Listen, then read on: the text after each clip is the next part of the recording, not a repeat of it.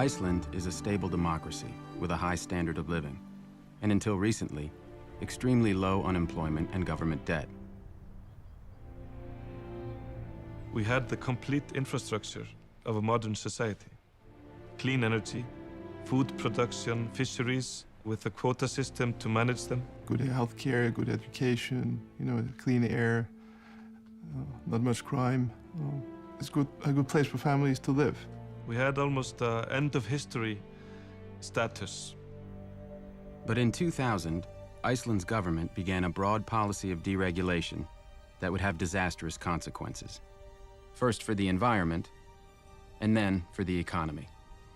They started by allowing multinational corporations like Alcoa to build giant aluminum smelting plants and exploit Iceland's natural geothermal and hydroelectric energy sources.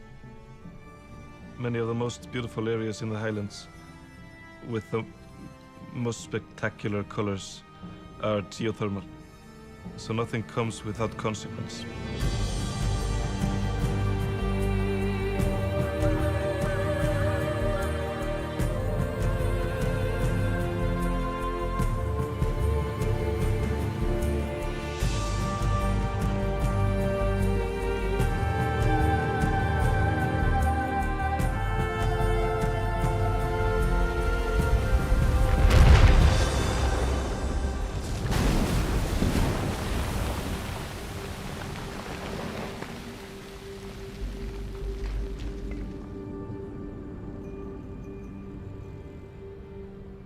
At the same time, the government privatized Iceland's 3 largest banks.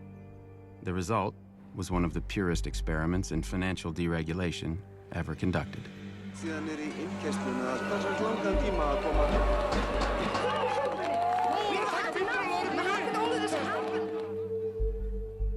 Finance took over and more or less wrecked the place. In a 5-year period, these 3 tiny banks, which had never operated outside of Iceland, borrowed $120 billion, 10 times the size of Iceland's economy. The bankers showered money on themselves, each other, and their friends. There was a massive bubble. Stock prices went up by a factor of 9. House prices more than doubled. Iceland's bubble gave rise to people like Jan Asgeir Jóhannesson. He borrowed billions from the banks to buy up high-end retail businesses in London. He also bought a pinstriped private jet, a $40 million yacht, and a Manhattan penthouse. Newspapers always had the headline, "This millionaire bought this company," in the UK or in Finland or in France or wherever. Instead of saying, "This millionaire took a $1 billion loan to buy this company, and he took it from your local bank." The banks set up money market funds, and the banks advised deposit holders to withdraw money and put them in the money market funds. The Ponzi scheme needed everything it could. American accounting firms like KPMG audited the Icelandic banks and investment firms and found nothing wrong. And American credit rating agencies said Iceland was wonderful. In February 2007, the rating agency decided to upgrade the banks to the highest possible rate, AAA. It went so far as the government here traveling with the bankers as a PR show. When Iceland's banks collapsed at the end of 2008, unemployment tripled in 6 months. There is nobody unaffected in Iceland.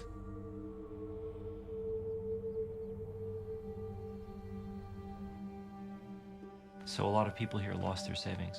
Yes, that's the case. The government regulators who should have been protecting the citizens of Iceland had done nothing. You have 2 lawyers from the regulator going down to a bank to talk about some issue. When they approached the bank, they would see 19 SUVs outside outside the bank, right? So you enter the bank and you have the 19 lawyers sitting in front of you, right? Very, very well prepared, ready to kill any argument you make. And then if you do really well, they'll offer you a job, right? 1/3 of Iceland's financial regulators went to work for the banks. But this is a universal problem, huh? In New York, you have the same problem, right? The weekend, Lehman Brothers, one of the most venerable and biggest investment banks, was forced to declare itself bankrupt. Another, Merrill Lynch, was forced to sell itself. Today, crisis talks are underway. World financial markets are way down today following dramatic developments. 目前雷曼兄弟已经进入了破产清算程序，著名的会计事务所普华。 Crise, panique. La presse française annonce clairement la couleur. In September 2008, the bankruptcy of the U.S. investment bank Lehman Brothers and the collapse of the world's largest insurance company, AIG, triggered a global financial crisis. Gripped markets overnight with Asian stocks Stocks fell off a cliff, the largest single point drop in history. Share prices continued to tumble in the aftermath of the Lehman collapse. The result was a global recession, which cost the world tens of trillions of dollars, rendered 30 million people unemployed, and doubled the national debt of the United States. If you look at the cost of it, destruction of equity wealth, of housing wealth, the destruction of income, of jobs, 15 million people globally could end up below the poverty line again. This is just a hugely expensive crisis. This crisis was not an accident. It was caused by an out-of-control industry. Since the 1980s, the rise of the U.S. financial sector has led to a series of increasingly severe financial crises. Each crisis has caused more damage, while the industry has made more and more money.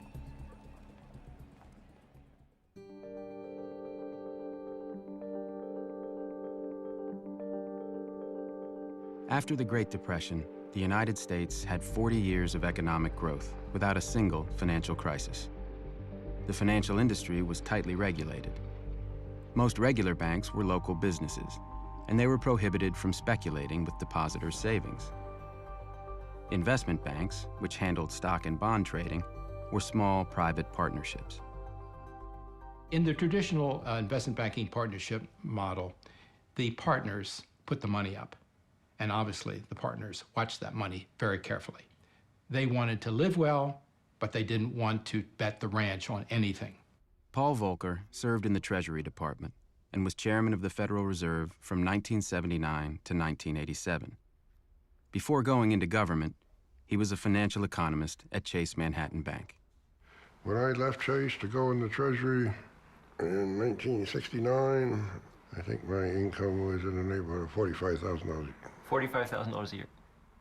Morgan Stanley in 1972 had approximately 110 total personnel, one office, and capital of $12 million. Now, Morgan Stanley has 50,000 workers and has capital of several billion and has offices all over the world. In the 1980s, the financial industry exploded. The investment banks went public, giving them huge amounts of stockholder money. People on Wall Street started getting rich. I had a friend who was a bond trader at Merrill Lynch in the 1970s. He had a job as a train conductor at night because he had 3 kids and couldn't support them on what a bond trader made. By 1986, he was making millions of dollars and thought it was because he was smart. The highest order of business before the nation is to restore our economic prosperity. In 1981, President Ronald Reagan chose as Treasury Secretary the CEO of the investment bank Merrill Lynch, Donald Regan. Wall Street and the president do see eye to eye. I've talked to many leaders of Wall Street. They all say we're behind the president 100%. The Reagan administration, supported by economists and financial lobbyists, started a 30-year period of financial deregulation. In 1982, the Reagan administration deregulated savings and loan companies, allowing them to make risky investments with their depositors' money. By the end of the decade, hundreds of savings and loan companies had failed. This crisis cost taxpayers $124 billion and cost many people their life savings. It may be the biggest bank heist in our history. Thousands of savings and loan executives went to jail for looting their companies. One of the most extreme cases was Charles Keating. Mr. Keating, you got a word? In 1985, when federal regulators began investigating him, Keating hired an economist named Alan Greenspan. In this letter to regulators, Greenspan praised Keating's sound business plans and expertise and said he saw no risk in allowing Keating to invest his customers' money. Keating reportedly paid Greenspan $40,000. Charles Keating went to prison shortly afterwards. As for Alan Greenspan, President Reagan appointed him chairman of America's central bank, the Federal Reserve. Greenspan was reappointed by Presidents Clinton and George W. Bush.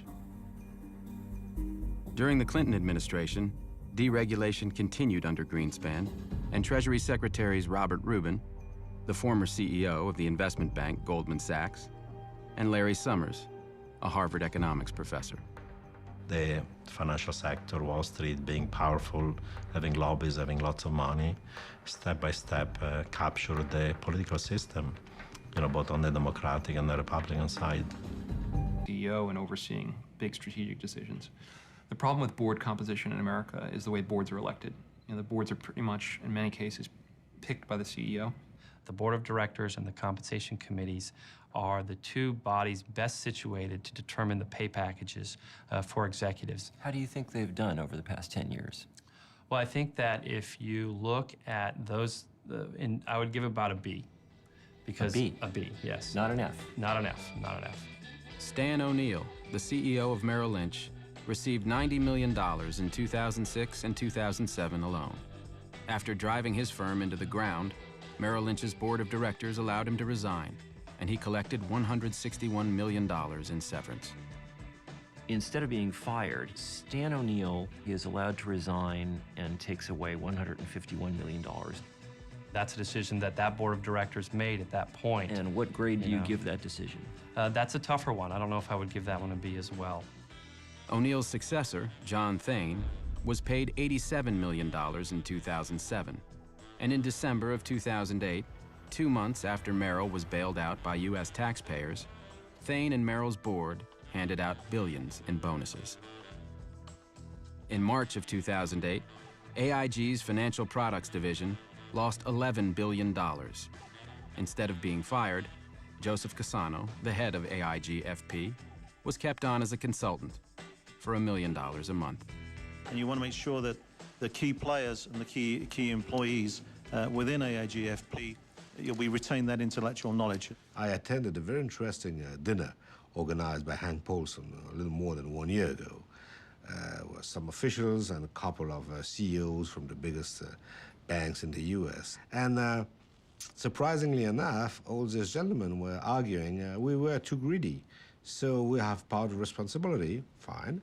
And then they were turning to the treasurer, to the Secretary of the Treasury, and say, you should regulate more because we're too greedy. We can't avoid it. The only way to avoid this is to have more regulation. I have spoken to many bankers about this question, including very senior ones.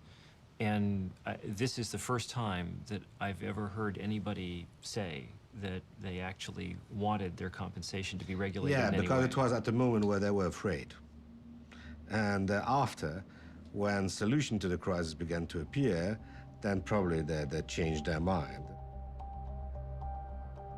In the U.S., the banks are now bigger, more powerful, and more concentrated than ever before. There are fewer competitors. A lot of smaller banks have been taken over by big ones. JP Morgan today is even bigger than it was before. JP Morgan took over first Bear Stearns and then WaMu.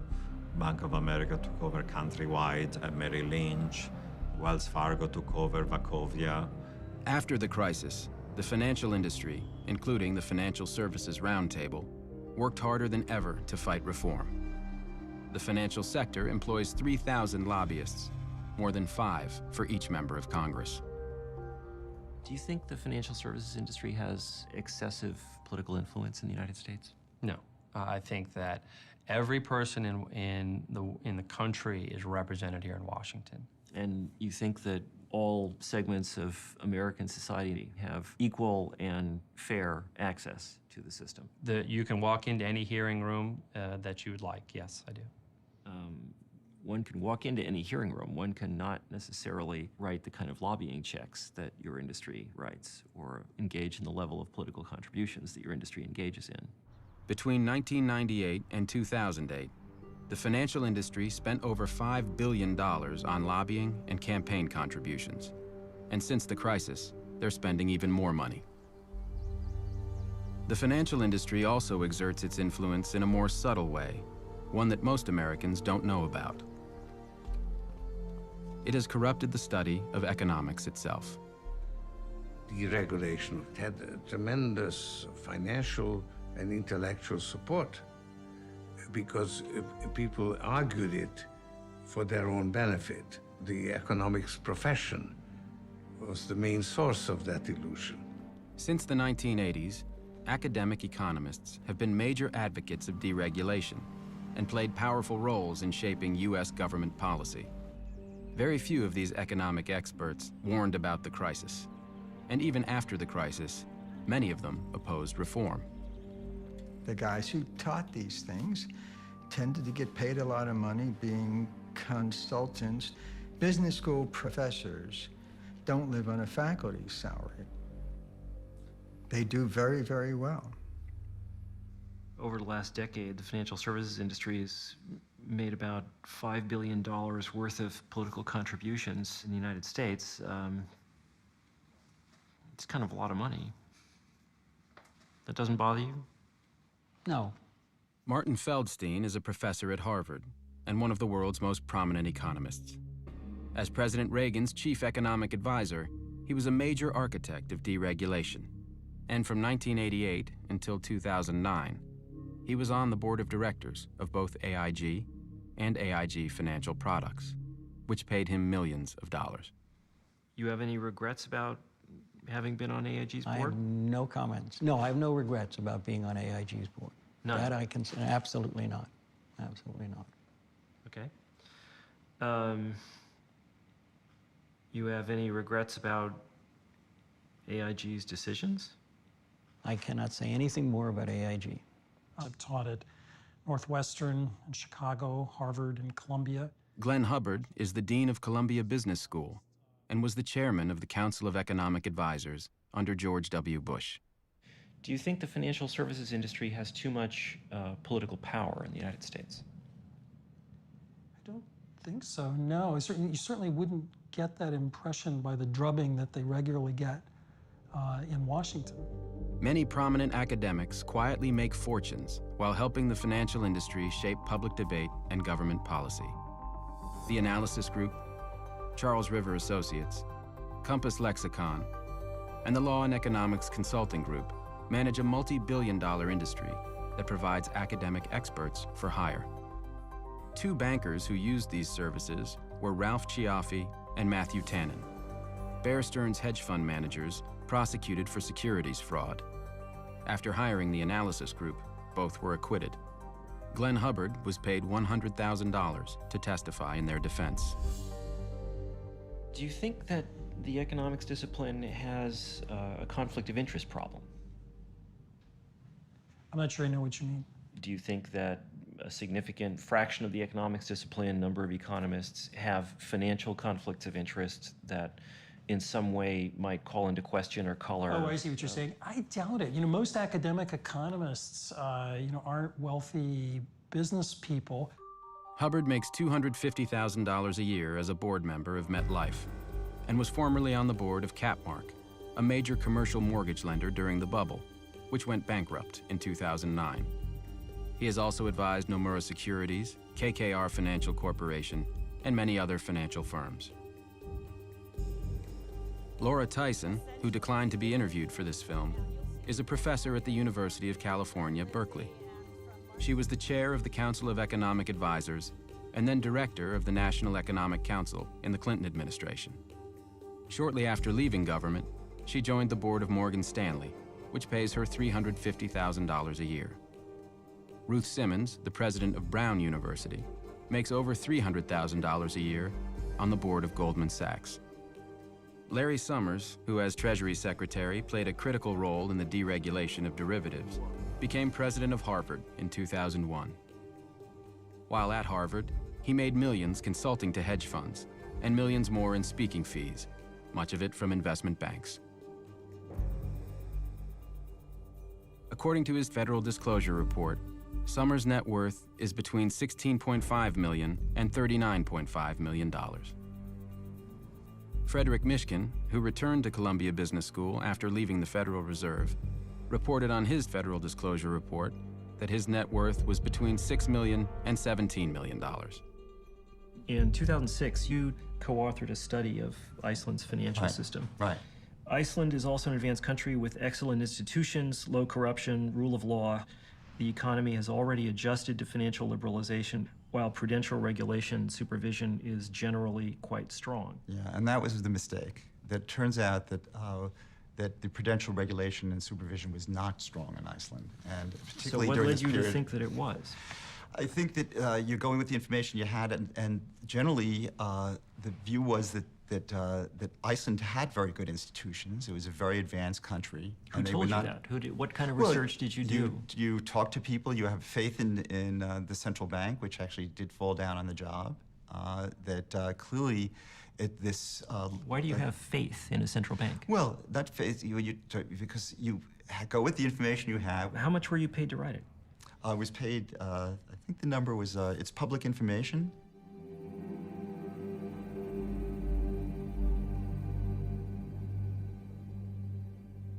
On your CV, the title of this report has been changed from Financial Stability in Iceland to Financial Instability in Iceland.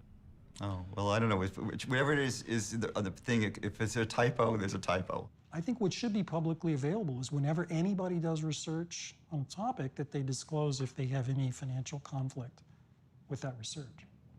But if I recall, there is no policy to that effect. I can't imagine anybody not doing that. In terms of putting it in a paper, there would be significant professional sanction for failure to do that. I didn't see any place in the study where you indicated that you had been paid by the Icelandic Chamber of Commerce to produce it. No, I don't, Okay. Richard Portis, the most famous economist in Britain and a professor at London Business School, was also commissioned by the Icelandic Chamber of Commerce in 2007 to write a report which praised the Icelandic financial sector. The banks themselves are highly liquid. They've actually made money on the fall of the Icelandic krona. These are strong banks. Their funding, their market funding is assured for the coming year. These are well-run banks. Richard, thank you so much. Like Mishkin, Portis's report didn't disclose his payment from the Icelandic Chamber of Commerce. Does Harvard require disclosures of financial conflict of interest in publications? Not to my knowledge. Do you require people to report the compensation they've received from outside activities? No. Don't you think that's a problem? I don't see why. Martin Feldstein being on the board of AIG, Laura Tyson going on the board of Morgan Stanley, Larry Summers making $10 million a year consulting to financial services firms. Irrelevant. Yeah, basically irrelevant. You've written a very large number of articles about a very wide array of subjects. You never saw fit to investigate the risks of unregulated credit default swaps?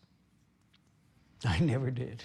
Same question with regard to executive compensation, the regulation of corporate governance, the effect of political contributions. I don't know that I would have anything to add to those discussions. I'm looking at your resume now. It looks to me as if the majority of your outside activities are consulting and directorship arrangements with the financial services industry. Would you not agree with that characterization? No, to my knowledge, I don't think my consulting clients are even on my CV, so no. Who are your consulting clients? I don't believe I have to discuss that with you. Okay. In fact, you have a few more minutes and the interview's over. Do you consult for any financial services firms? The answer is I do. But I do not want to go into details about that. Do they include other financial services firms? Possibly. You don't remember? This isn't a deposition, sir. I was polite enough to give you time. Foolishly, I now see, but you have 3 more minutes. Give it your best shot. In 2004, at the height of the bubble, Glenn Hubbard co-authored a widely read paper with William C. Dudley, the chief economist of Goldman Sachs. In the paper, Hubbard praised credit derivatives and the securitization chain, stating that they had improved allocation of capital and were enhancing financial stability. He cited reduced volatility in the economy and stated that recessions had become less frequent and milder. Credit derivatives were protecting banks against losses and helping to distribute risk. A medical researcher writes an article saying, to treat this disease, you should prescribe this drug. Turns out doctor makes 80% of personal income from manufacture of this drug.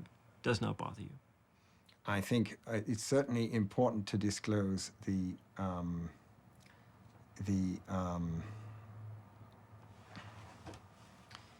well, I think that's also a little different from cases that we're talking about here because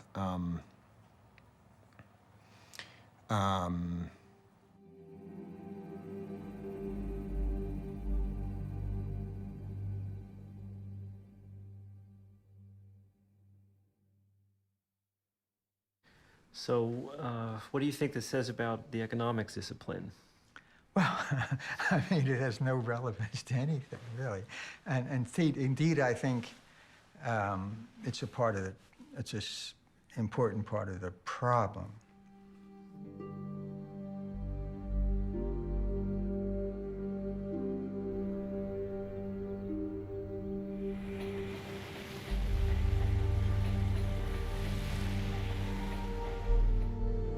The rising power of the U.S. financial sector was part of a wider change in America.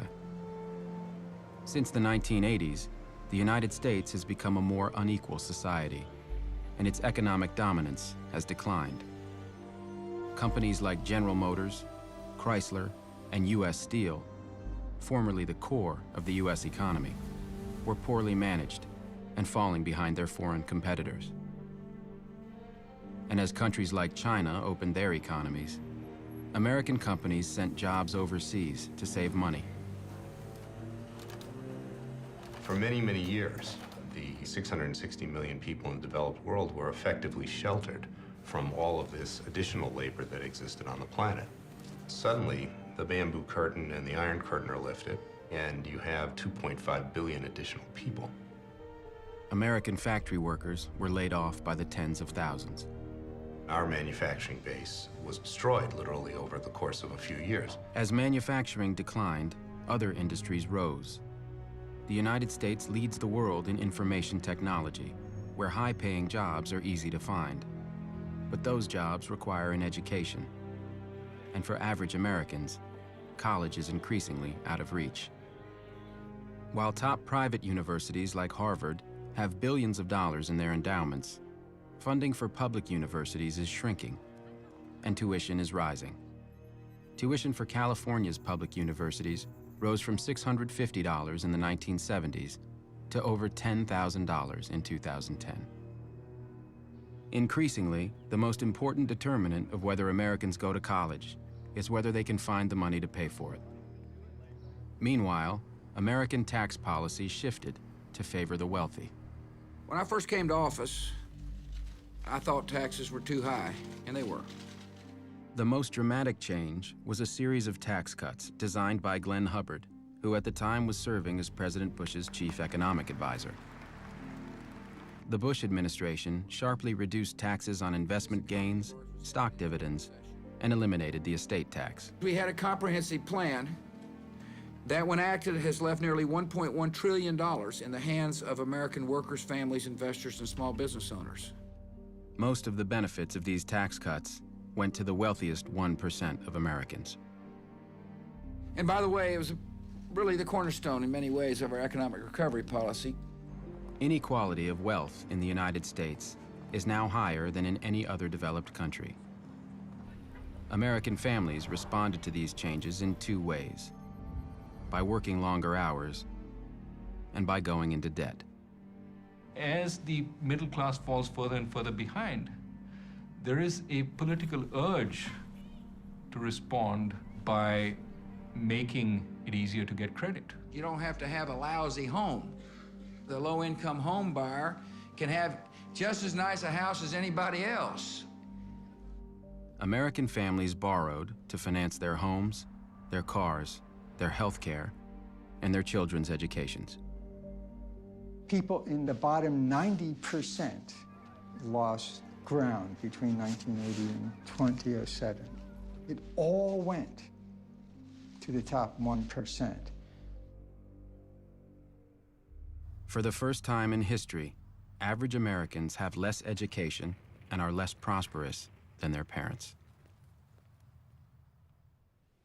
The era of greed and irresponsibility on Wall Street and in Washington has led us to a financial crisis as serious as any that we faced since the Great Depression. When the financial crisis struck just before the 2008 election, Barack Obama pointed to Wall Street greed and regulatory failures as examples of the need for change in America. A lack of oversight in Washington and on Wall Street is exactly what got us into this mess. After taking office, President Obama spoke of the need to reform the financial industry. We want a systemic risk regulator, increased capital requirements. We need a consumer financial protection agency. We need to change Wall Street's culture. But when finally enacted in mid-2010, the administration's financial reforms were weak, and in some critical areas, including the rating agencies, lobbying, and compensation, nothing significant was even proposed. Addressing Obama and, quote, regulatory reform, my response, if it was one word, would be, ha. There's very little reform. How come? It's a Wall Street government. Obama chose Timothy Geithner as Treasury Secretary. Geithner was the president of the New York Federal Reserve during the crisis, and one of the key players in the decision to pay Goldman Sachs 100 cents on the dollar for its bets against mortgages. When Tim Geithner was testifying to be confirmed as Treasury Secretary, he said, "I have never been a regulator." Now that said to me, he did not understand his job as president of the New York Fed. The new president of the New York Fed is William C. Dudley, the former chief economist of Goldman Sachs, whose paper with Glenn Hubbard praised derivatives. Geithner's chief of staff is Mark Patterson, a former lobbyist for Goldman. And one of the senior advisors is Louis Sachs, who oversaw Tricadia, a company heavily involved in betting against the mortgage securities it was selling. To head the Commodity Futures Trading Commission, Obama picked Gary Gensler, a former Goldman Sachs executive who had helped ban the regulation of derivatives. To run the Securities and Exchange Commission, Obama picked Mary Shapiro, the former CEO of FINRA, the investment banking industry's self-regulation body. Obama's chief of staff, Rahm Emanuel, made $320,000 serving on the board of Freddie Mac. Both Martin Feldstein and Laura Tyson are members of Obama's Economic Recovery Advisory Board. And Obama's chief economic advisor is Larry Summers. The most senior economic advisors are the very people who were there who built the structure. When it was clear that Summers and Geithner were going to play major roles as advisors first, I knew this was going to be status quo. The Obama administration resisted regulation of bank compensation, even as foreign leaders took action. I think the financial industry is a service industry. It should serve others before it serves itself. In September of 2009, Christine Lagarde and the finance ministers of Sweden, the Netherlands, Luxembourg, Italy, Spain, and Germany called for the G20 nations, including the United States, to impose strict regulations on bank compensation. And in July of 2010, the European Parliament enacted those very regulations. The Obama administration had no response. Their view is this is a temporary blip and things will go back to normal. And that is why I am reappointing him to another term as chairman of the Federal Reserve. Thank you so much. In 2009, Barack Obama reappointed Ben Bernanke. Thank you, Mr. President. As of mid-2010, not a single senior financial executive had been criminally prosecuted or even arrested. No special prosecutor had been appointed. Not a single financial firm had been prosecuted criminally for securities fraud or accounting fraud. The Obama administration has made no attempt to recover any of the compensation given to financial executives during the bubble. I certainly would think of criminal action against some of Countrywide's top leaders like Mazzillo. I'd certainly look at Bear Stearns, Goldman Sachs, and Lehman Brothers, and Merrill Lynch. For criminal prosecutions? Yes. Yes. In regard They'd be to... very hard to win. But I think they could do it if they got enough underlings to tell the truth. In an industry in which drug use, prostitution, and fraudulent billing of prostitutes as a business expense occur on an industrial scale, it wouldn't be hard to make people talk if you really wanted to. They gave me a plea bargain and I took it. They were not interested in any of my records. They weren't interested in anything. They were not interested in your records? That's correct. That's correct. There's a sensibility that you don't use people's personal vices in the context of Wall Street cases necessarily to get them to flip. I think maybe it's after the cataclysms that we've been through, maybe people will reevaluate that. I'm not the one to pass judgment on that right now.